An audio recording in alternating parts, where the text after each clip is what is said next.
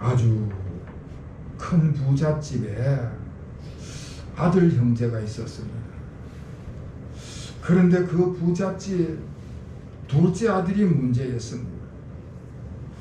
이 부잣집 둘째 아들은 자유분방해서 아주 방자한 사람이었습니다. 아버지에게 반항적이었고 아버지에게 불순종하는 사람이었습니다. 그래서 살아계신 아버지께 자기 몫의 유산을 미리 달라고 뻔뻔하게 요청을 했습니다. 그리고 그 받은 재산을 모두 정리해서 집을 나가고 아버지로부터 멀리 떠나갔습니다. 그리고 저 이방 땅으로 가서 무절제한 삶을 살고 허랑방탕하게 아버지의 그 재산을 모두 허비해서 빈털터리가 되었습니다. 심지어 그 땅에 흉년이 들었을 때는 이 아들에게 위기가 닥쳐왔고 절망적인 상황이 되었습니다. 그래서 남의 집에 들어가서 돼지를 치는 일을 했는데 그 주인이 얼마나 고약한지 먹을 음식을 제대로 주지 않아가지고 돼지가 먹는 쥐엄 열매로 그 배를 채워야 했습니다. 자, 그렇게 절망적인 상황에 놓이게 되었을 때 그때서야 비로소 그 아들은 아버지가 생각났습니다. 아버지가 자기를 사랑했다는 사실을 깨닫게 되었습니다. 그렇게 아버지의 사랑을 확신했을 때에 희망이 생겨나면서 아버지의 집으로 돌아가야 되겠다 작정을 냈습니다. 그런데 또 다른 한편으로는 아버지의 사랑을 깨닫는 그 순간 그 아들은 자기가 아버지한테 엄청나게 큰 죄를 지었다는 사실도 생각이 났습니다. 도저히 씻을 수 없는 불효의 죄를 지었다는 것을 깨달았습니다. 심지어 하나님 앞에서도 불의한 신앙적인 죄를 지었다는 것을 동시에 깨닫게 됐습니다. 그래서 이 아들이 자신이 그간에 지었던 그 모든 죄를 하나님 앞에 다 쏟아놓고 해결을 했습니다. 여러분, 아버지께로 돌아가는 첫 번째 발걸음이 있다면 그것은 회개인 것입니다. 회개가 없이는 사람이 겸손해지지도 못하고요, 회개가 없이는 그 사람의 마음이 열릴 수가 없는 것입니다. 회개를 함으로써 한 아버지 앞에 겸손해지는 것이고 아직 아버지 앞에 그 마음이 열려지게 되는 것이고 회개를 할 때 이제 아버지께로 한 걸음 그 발걸음 옮길가 되는 것입니다. 그러면서 아버지와의 관계가 회복이 될 수가 있는 것이지요. 이 아들은 그렇게 회개를 하는데 자기 자신이 아버지 앞에서 아들이라고 주장할 자격이 없다, 그런 생각이 들었습니다.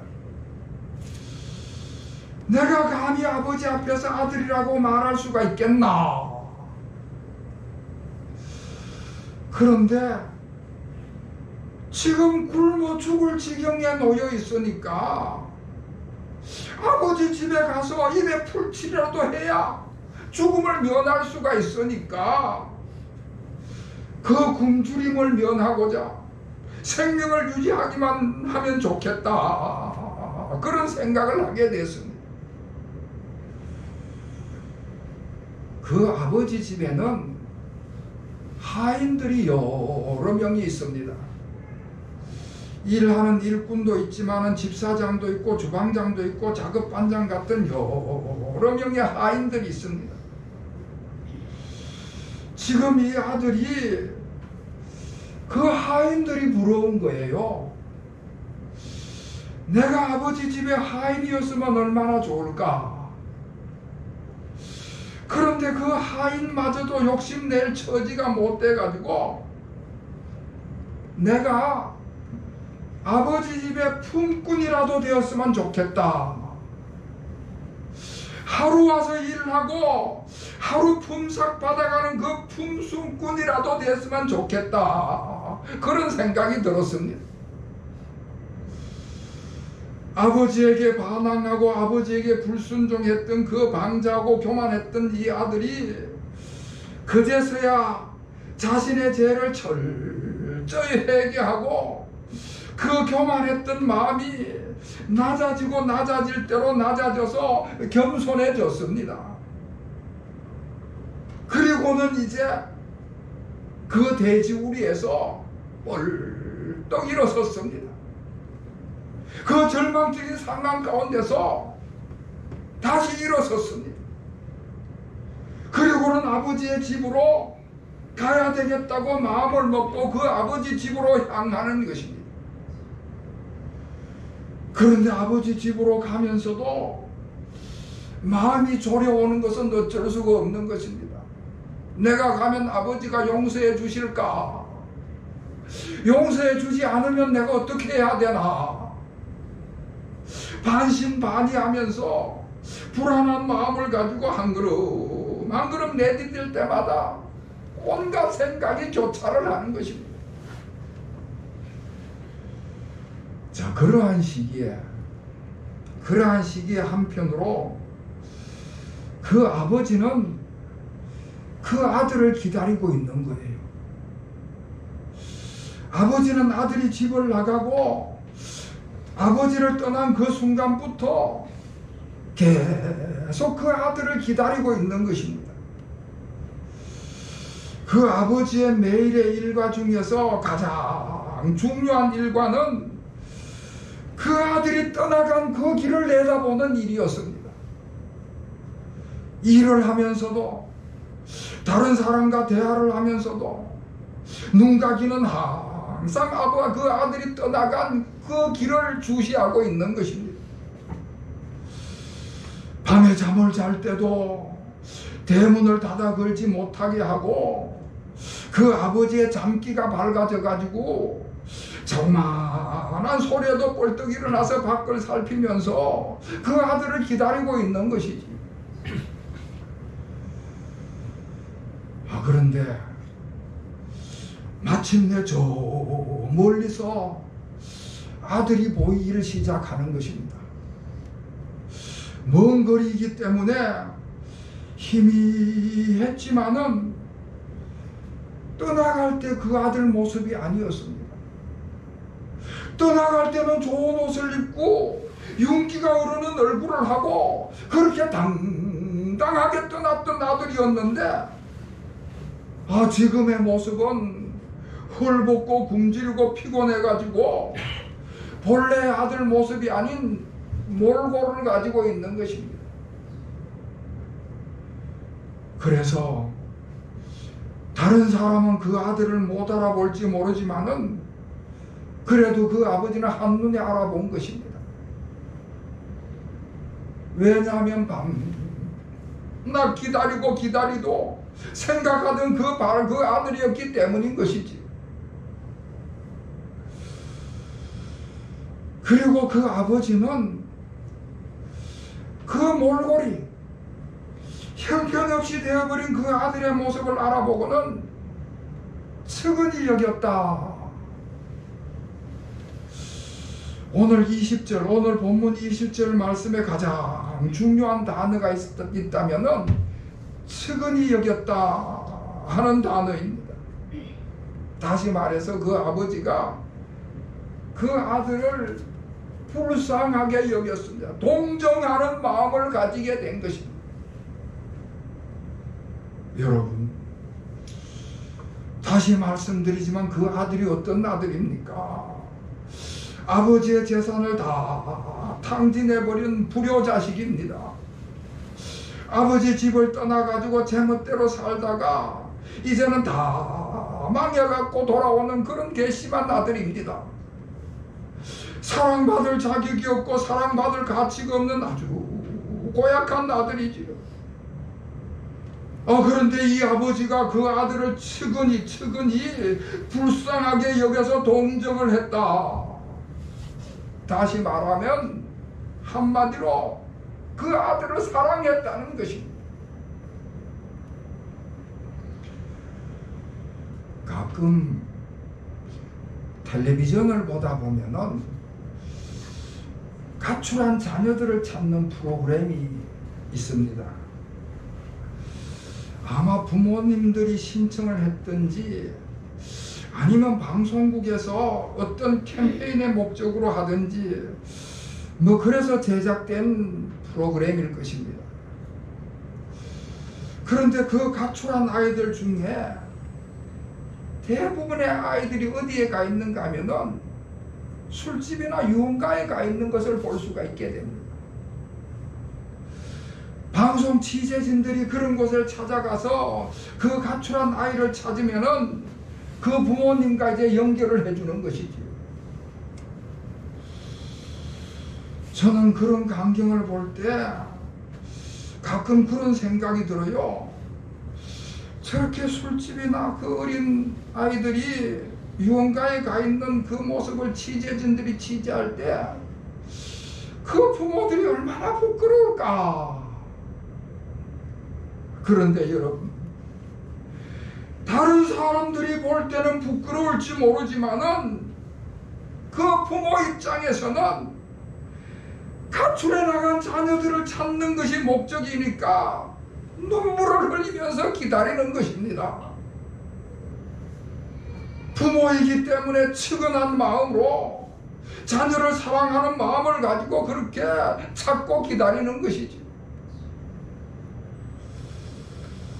아버지가 멀리서 오는 아들에게로 달려가는 것입니다. 그 옛날에는 체면 때문에 어른들은 잘 뛰지를 않았는데, 체통 지킨답시고 잘 뛰지를 않았는데, 그런데 기다리던 아들이, 사랑하는 아들이 돌아오니까 체면과 위신을 다 내버리고 달려가는 것입니다. 그렇게 달려가서 아들의 더럽고 냄새나는 목을 끌어안고 그 지지고난 애에다가 입을 맞추고 엄청난 죄와 실수를 저질렀음에도 불구하고 사랑으로 맞아들이는 것입니다.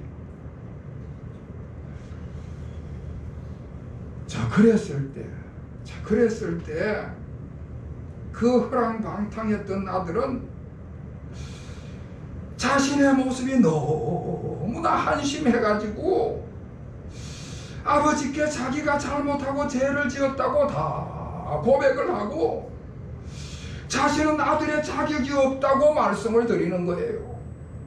그리고는 자신을 그 집의 품꾼의 하나로 써달라고 이제 말씀을 드릴 참이었습니다. 그런데 그 아버지가 그 아들의 말문을 막는 거예요. 아들의 말을 끝까지 다 안 듣는 것입니다. 그 아버지는 아들이 돌아온 것만으로도 만족을 하는 것이고 더 이상의 말이 필요가 없는 것입니다. 여러분, 이런 아버지의 사랑을 가르쳐서 절대적인 사랑이다, 그렇게 말합니다. 아버지의 사랑은 그 아들이 어떻게 했느냐에 따라서 사랑하는 사랑이 아니고요, 그 아들이 어떤 행동을 했느냐에 따라서 사랑을 하느냐 사랑을 안 하느냐 그렇게 반응을 나타내는 사랑이 아니라는 것입니다.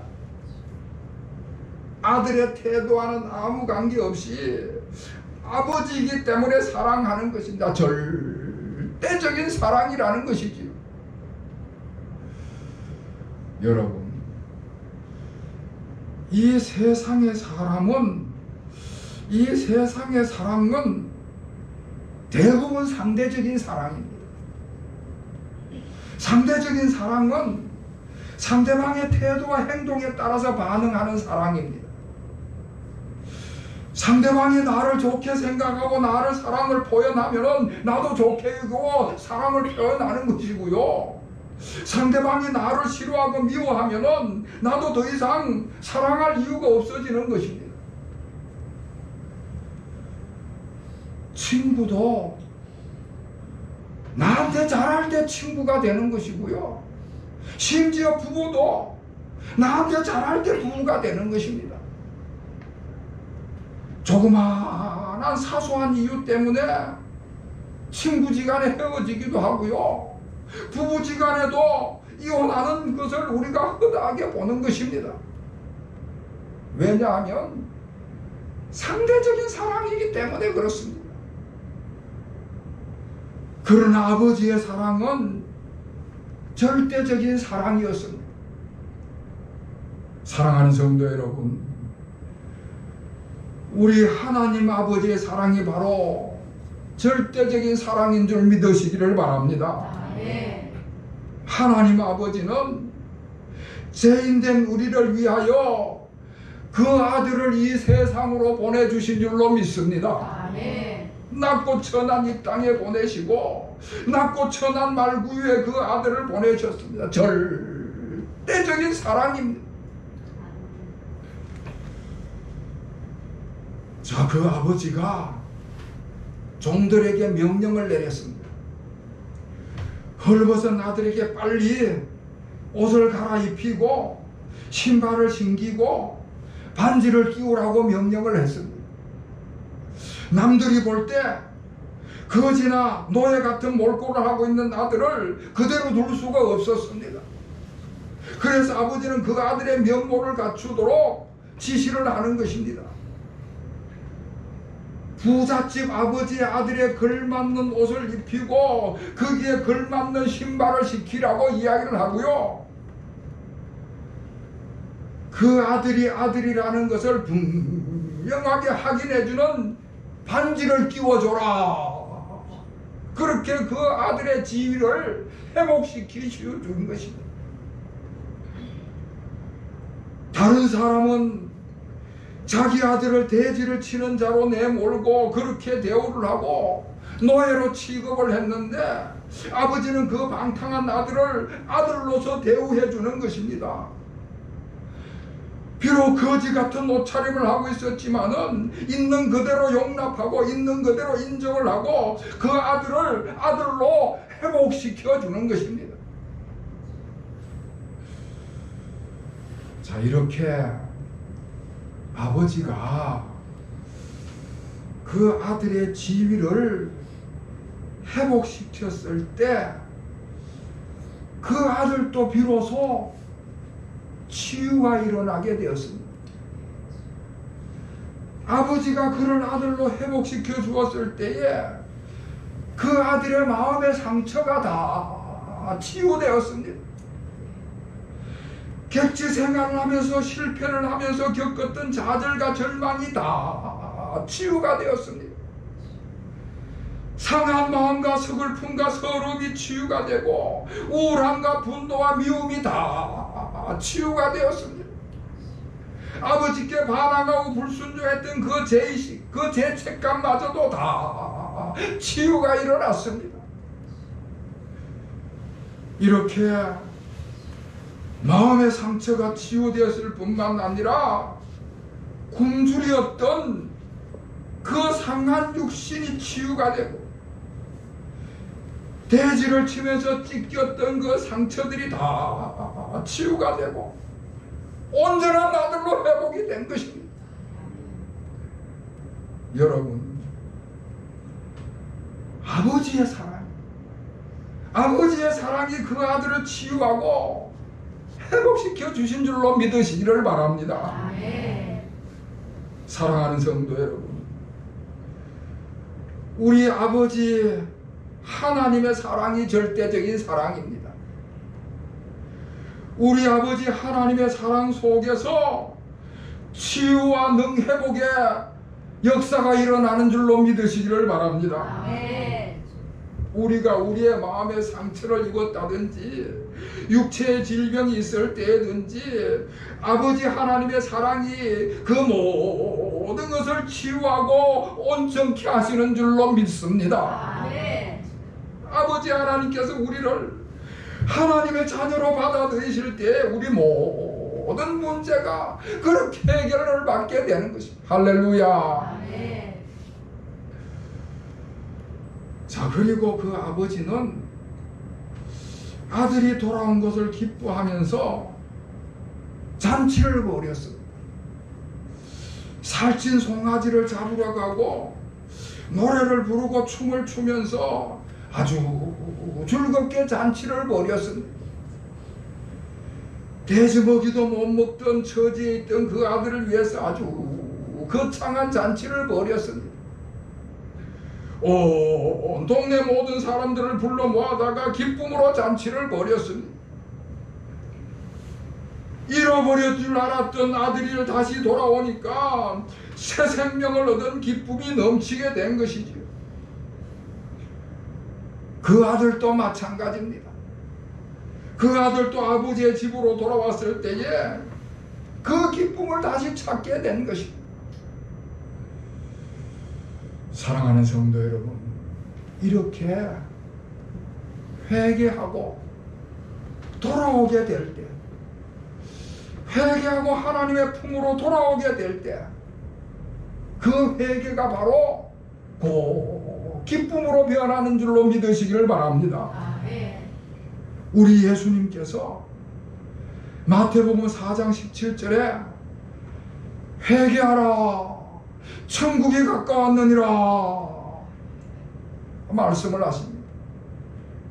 무슨 말씀인가 하면은 회개하면은 천국의 기쁨을 얻게 된다는 약속의 말씀입니다.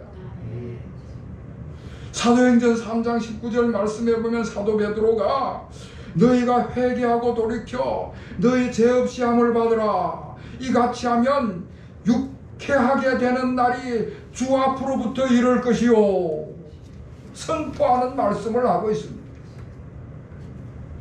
회개하면 유쾌하게 된다는 것입니다.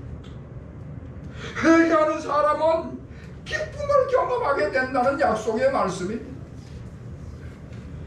제사함의 기쁨을 얻고 치유의 기쁨을 얻고 회복의 기쁨을 경험하게 된다는 말씀입니다. 할렐루야. 아멘. 여러분, 그 둘째 아들은 아버지 집을 떠나서 아버지 품을 떠나서 온갖 실패와 고통을 겪었습니다. 그런데 이제 아버지 집으로 돌아오니까 아버지를 만나서 기쁨을 누리게 되고 잔치상을 받게 된 것입니다. 그 아들의 지위가 회복이 되고 아들에게 주어지는 모든 복을 얻고 기쁨의 잔치마저도 맛보게 된 것입니다. 잔치라는 것은 맛있는 음식을 만들어 놓고 모든 사람들이 함께 기쁨으로 교제하는 것이 잔치인 것입니다. 그래서 우리 성경을 읽다 보면은 하나님의 나라를 잔치로 비유하는 경우가 많이 있습니다. 하나님의 나라는 기쁨으로 아버지 하나님과 모든 성도들이 함께 교제하는 곳이라고 하는 말씀인 것이지요. 다시 말씀을 드리면은 천국은 영원한 생명이 있는 곳인데 재미없이 밋밋하게 생명을 누리는 것이 아니라 그 영원한 생명을 유쾌하게 기쁨으로 하나님 아버지와 온 성도들이 함께 기쁨을 누리는 곳이라는 말씀입니다. 사랑하는 성도 여러분, 하나님께서 그곳으로 우리를 인도하시고자 그 아들 예수님을 이 땅에 보내신 것입니다. 죄종이 되어 있는 사람들을 구원해서 하나님의 자녀로 회복시키기 위해서 그 아들까지 독생자까지 아끼지 아니하시고 이 세상으로 보내셨습니다. 오늘이 바로 그 아들 예수 그리스도께서 강림하신 구주 강림절 첫 번째 주일입니다. 저와 여러분을 하나님의 자녀로 회복시키시고자 그 잔치자로 부르시는 절기가 구주 강림절인 것입니다. 그리고 이곳은, 지금 우리가 예배드리는 이곳은 바로 그 천국의 기쁨을 준비하는 곳입니다. 장차 우리에게 임할 그 하나님의 나라, 천국 잔치자리, 그 천국의 기쁨을 예행 연습하는 곳이 이 자리인 것입니다. 사랑하는 성도 여러분, 그래서 우리가 매 주일마다 주님 앞에 나와서 우리 주님의 사랑과 은혜로 주님의 자녀로 회복된 그 기쁨을 풍성히 누릴 수가 있어야 될 줄로 믿습니다. 아멘. 이와 같은 은혜가 우리 모든 교우들에게 마시기를 다시 한번 주님의 이름으로 축원합니다. 아멘. 기도하겠습니다. 하나님 아버지 집을 떠난 탕자와 같은 저희들을 택하셔서 주님의 자녀로 삼아주심을 감사드립니다. 절망적인 세상 속에서 소망이 되신 아버지 하나님의 사랑의 품 안에 거하게 하심을 감사드립니다. 이제는 주님 앞에서 철저히 낮아지고 겸손하며 순종함으로 주님의 절대적인 사랑 안에서 저희들의 마음의 상처가 치유되고 상한 육신이 회복되고 공고한 영혼이 참된 평안을 얻게 하여 주시옵소서. 장차 우리 주님의 나라에서 우리 모두가 누릴 천국 잔치의 기쁨을 이 성전에서 이 예배를 통하여 연습하고 이곳에서 우리가 주님의 영광을 맛보게 하여 주시옵소서. 예수 그리스도의 이름으로 간절히 기도하옵나이다. 아멘.